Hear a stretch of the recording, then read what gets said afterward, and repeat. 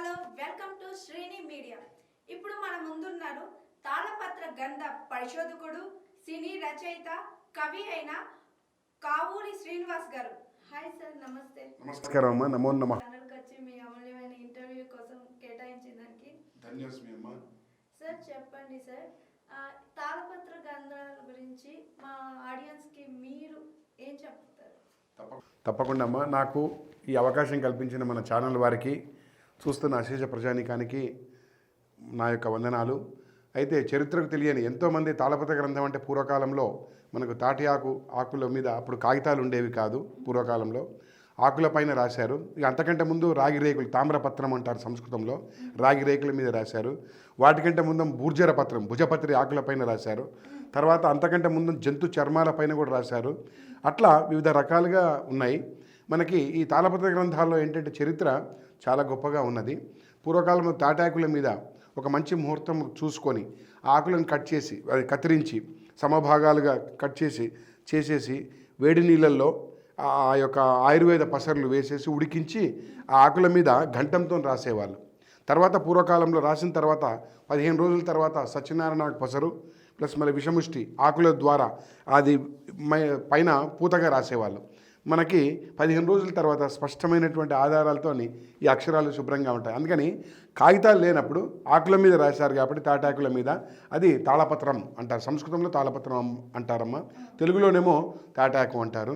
అలానే తంబాపన్న అనేది మనకి పాలీ భాషలో చెప్తారు, అది రాగి రేకులలో ఉంటుంది. అట్లా వివిధ రకాలుగా ముందు తాళపత్ర గ్రంథాలుగా మనకు ఆధారాలుగా చరిత్రలు చెప్పబడి ఉందమ్మా.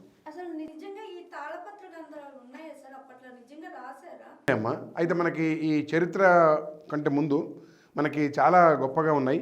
అయితే ఇప్పుడు కొంతమంది ఏంటంటే ఆకుల మీద కూడా వీటి మీద రాశారు, బూర్జర పత్రాల మీద రాసినవి కూడా మనకు చరిత్ర ఉంది. అయితే తాళపత్ర గ్రంథాల్లో అది నిక్షిప్తం చేసినటువంటి యొక్క సంస్కృతం కానీ, తెలుగు కానీ, మళ్ళీ దేవనాగరి సంస్కృతంలో కూడా మనకు రాయబడినవి ఉన్నాయి. అయితే అవి మనకి తంజావూరు సరస్వతి మహా లైబ్రరీ, పెద్ద పెద్ద లైబ్రరీలో కూడా ఉన్నాయి. మళ్ళీ సంస్కృతంలో మనకు రాయబడినటువంటి యొక్క దేవనాగరి లిపిలో కూడా ఉన్నటువంటి ఆకుల మీద రాసినవి మనకి ప్యారిస్ కింగ్స్ లైబ్రరీలో ఉన్నాయి. కాంగ్రెస్ గ్రంథాలు, అమెరికా వాళ్ళు, ఇతర దేశాల వాళ్ళు ఎక్కువ తీసుకెళ్ళిపోయారు మన సంపదని. అట్లా మన తెలుగులో కూడా చాలా ఉన్నాయి, వివిధ లైబ్రరీలలో చెప్పబడ్డాయి. ఇట్లా బ్రౌన్ లైబ్రరీ కానీ, ఇక్కడ మన ఆర్కియాలజీ డిపార్ట్మెంట్లో కానీ వివిధ లైబ్రరీలలో కూడా ఉన్నాయి తాళపత్ర గ్రంథాలు. పూర్వకాలంలో ఆకుల మీదనే రాసేవాళ్ళు తాటాకులు. ఆ చరిత్ర అనేది ఇంకా చాలా బాగా ఉందమ్మా. అంటే ఇప్పుడు లేదమ్మా, ఎప్పుడైతే కాగితం వచ్చిందో అది 17 శతాబ్దము, ఆ తర్వాత కాగితాలు ఎప్పుడైతే వచ్చాయో అప్పటి నుంచి తగ్గిపోయినాయి. మనకి 18వ శతాబ్దంలో కూడా కొంతమంది తాటాకుల మీద రాసినారు.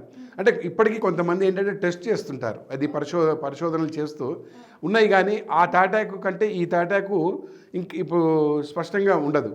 అప్పటి తాటాకులలో మనకి 2 ఆకులు కలిపి సరస్సు అనేది ఉండేది, గట్టిగా గమ్ లాంటిది, అది పెట్టి అతికిచ్చేసి గట్టిగా పెట్టేవాళ్ళు. అవి గట్టిగా ఉండేది ఆకు. ఆకులలో స్పష్టంగా మనకి కనబడేవి. అవి రాసిన తర్వాత కూడా హోల్స్ చేసేసి, ఆ 2 హోల్స్ కానీ 4 హోల్స్ కానీ చేసి దాన్ని బాగా గట్టిగా చేసేసి అందరికీ అర్థమయ్యే రీతిలో తెలుగులోను, సంస్కృతంలోను, ప్రాకృతంలో అన్ని భాషల్లో ఉన్నాయి. అయితే ఎక్కువ సంస్కృతంలో, తెలుగులో చాలా ఉన్నాయి. ఎందుకంటే తెలుగు భాష గొప్పది. దాంట్లో మనకు తెలుగులో రాయబడినటువంటి శతకాలు కానీ, దండకాలు కానీ, రగడలు కానీ, పద్యాలు కానీ, సాహిత్యం కానీ, ఆయుర్వేదం కానీ, ఆధ్యాత్మికం కానీ, దైవత్వానికి సంబంధించినటువంటి కథలు కానీ, అవన్నీ రామాయణ మహాభారతాలు కూడా అప్పుడు ఇది వాల్మీకి ఇవి మహానుభావులు రాసినటువంటి దాంట్లో కూడా మళ్ళీ లేఖకులు రాయడం ఉన్నది. దాంట్లో తాళపత్ర గ్రంథాలు కూడా ఉన్నాయి. నేను కూడా తీసుకొచ్చాను, మన ప్రేక్షకులకి మన యొక్క ఛానల్ ద్వారా వీరిలోకి చూపిస్తానమ్మా.